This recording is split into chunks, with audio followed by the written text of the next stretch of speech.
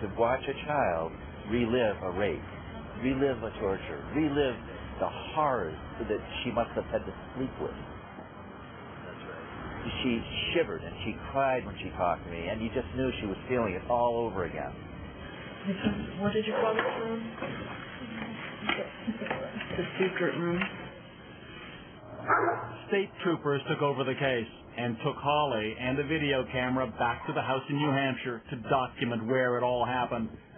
Paul Berry was arrested for what he'd done here.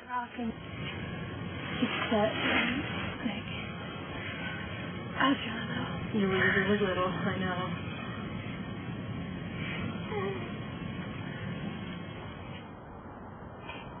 In the state of New Hampshire versus Paul Berry, Holly's stepfather was found guilty on 21 counts of sexual assault. The Jehovah's Witnesses paid for his defense. On the day of the sentencing, this courtroom was filled with members of the congregation, not to support Holly and her family, but the defendant. More than 24 took the stand on his behalf. Holly's sister Heather says she couldn't believe it. They were saying that he was an excellent worker. If he was released tomorrow, they'd have him babysit their children. They'd have him come over and play.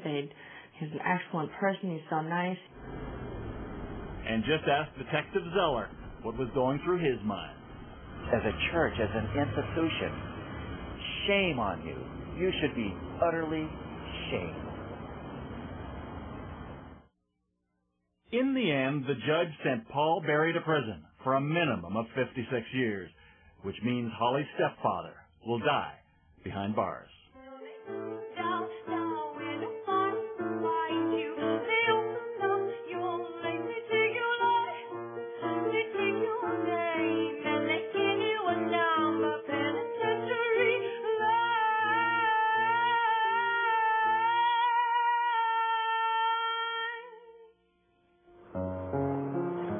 When we come back, with Canada's tough laws for reporting child abuse, surely nothing like that could happen here.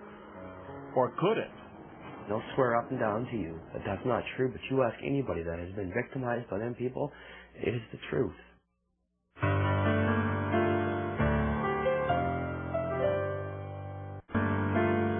now we return to the Fifth Estate.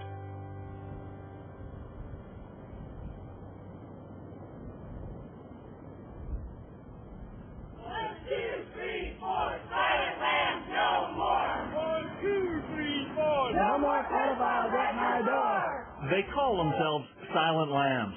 Many are victims of sexual abuse themselves, and they're led by former elder Bill Bowen. These are people who used to go door to door, preaching Jehovah's Witnesses could reach a spiritual paradise. These days, they're delivering a different message, a shocking one, to Jehovah's Witness headquarters in Brooklyn, New York. It's a pedophile paradise.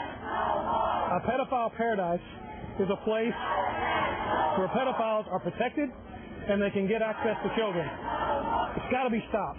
And these people have to wake up and see what's going on.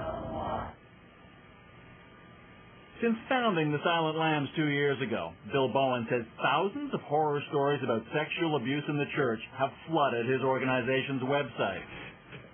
It was over 15 pages of just one email after another from individuals who said that they'd been abused, and it was covered up. And Bowen made an even more surprising discovery. He says that 2 separate sources inside the church have told him about the existence of a kind of internal Jehovah's Witness sex offender list, files containing details of abuse allegations reported by church elders. It's the WatchTower pedophile database. They told me there were 23,720 people on that database. More than 23,000 people.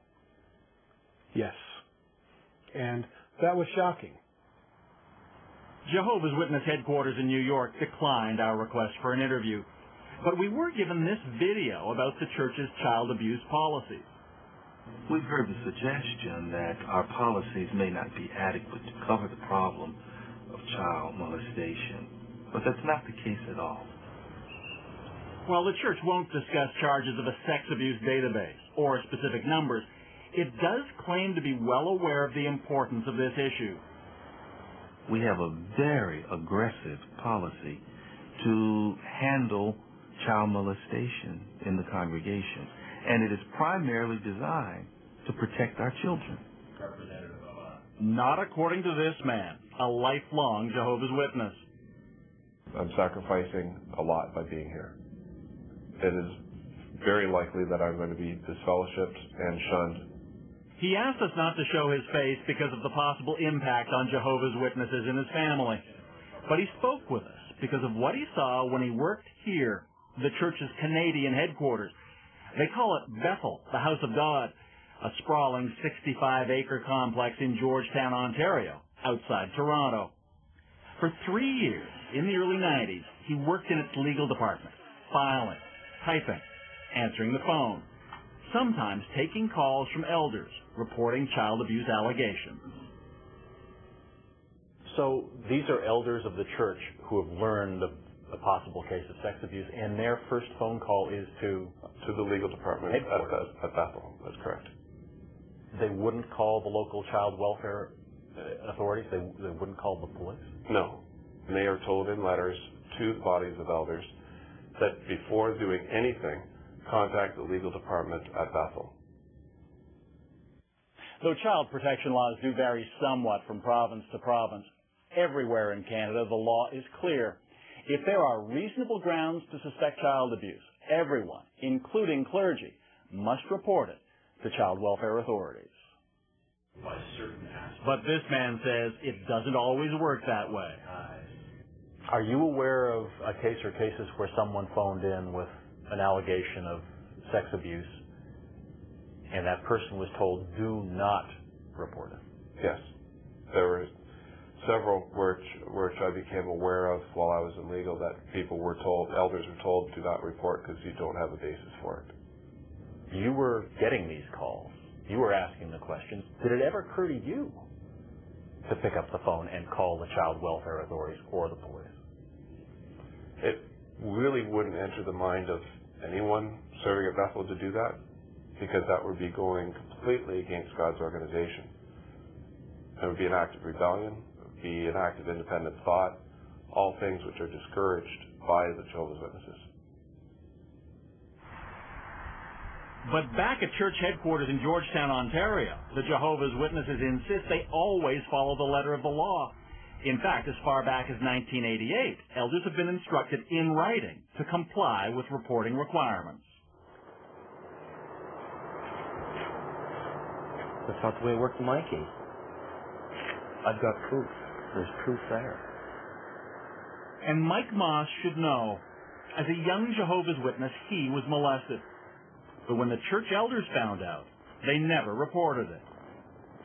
You go to the elders, they take care of it. You do not go outside of the organization. And they'll tell you and they'll swear up and down to you that that's not true. But you ask anybody that has been victimized by them people, it is the truth. These days, for 27-year-old Mike, there can never be enough ice time. Growing up a witness in Sault Ste. Marie, Ontario, in line with the church doctrine, he wasn't allowed to play competitive hockey. Nonetheless, he said, he was a pretty happy kid. We had a close-knit family. I had a good childhood up until I was about 12 or 13 years old. But then Mike experienced some typical teenage rebellion, conflict with his dad.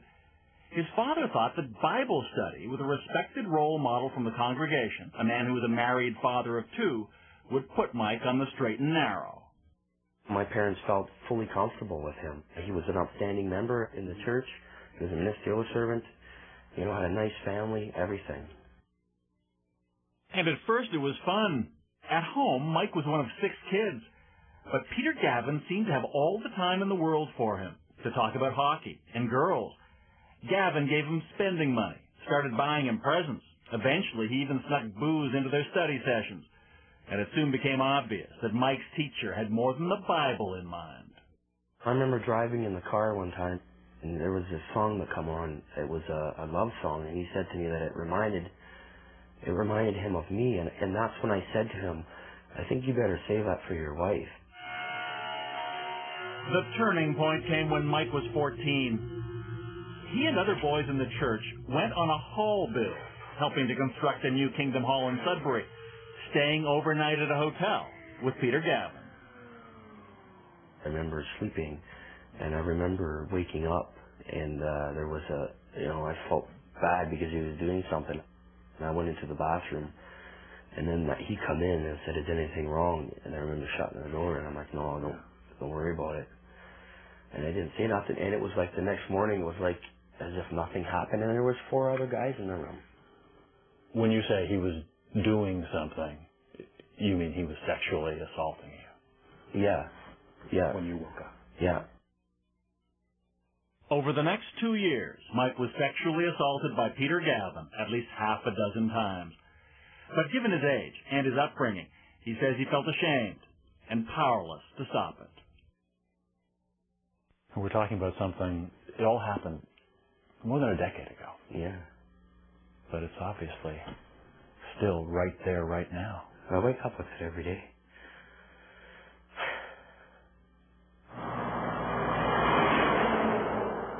When he was 16 years old, Mike Moss summoned up the courage to do exactly as his religion had taught him to do. He came here to the Kingdom Hall to seek help, and though he couldn't bring himself to discuss the details of the sexual abuse he had suffered, he did tell the church elders that he was being stalked by his Bible teacher. In many cases, when there's an allegation of wrongdoing, Jehovah's Witness procedure is to bring the accuser and the accused face to face, along with church elders. And that's exactly what happened with Mike. I went through the list of stuff. They give me love letters. He's following me. I want that stopped. And their answer to me was I was being rebellious and that I had a problem with authority. And that was their answer to me. And Peter Gavin denied everything to the elders. He remained a witness in good standing. As for Mike, he was desperate to get away. The day after high school graduation, he moved hundreds of kilometers from Sault Ste. Marie to Cambridge, Ontario. But he still couldn't put it behind him. One night, 17-year-old Mike phoned his dad and told him what Peter Gavin had done. I was drinking one night, and it finally come out. And he's like, "Oh my God, Mike," he goes, "Let me deal with this. Like, I gotta deal with this." So that's when he called the one elder. I said, "Look, Peter Gavin did something to my son, and I want it dealt with." The elders dealt with it all right. Not with a phone call to authorities, but to Mike, a conversation he says he remembers, word for word. The one called me and told me that I had to go in for a judgment on me because I was part of a homosexual act. So they've just learned that you were assaulted, and they're asking you to come in so they can judge you? Yeah. He's asking me if there was any ejaculation, if there was, like, what kind of act, right into great detail. And I was kind of stunned by it, and I'm like, "Why do you need to know that?"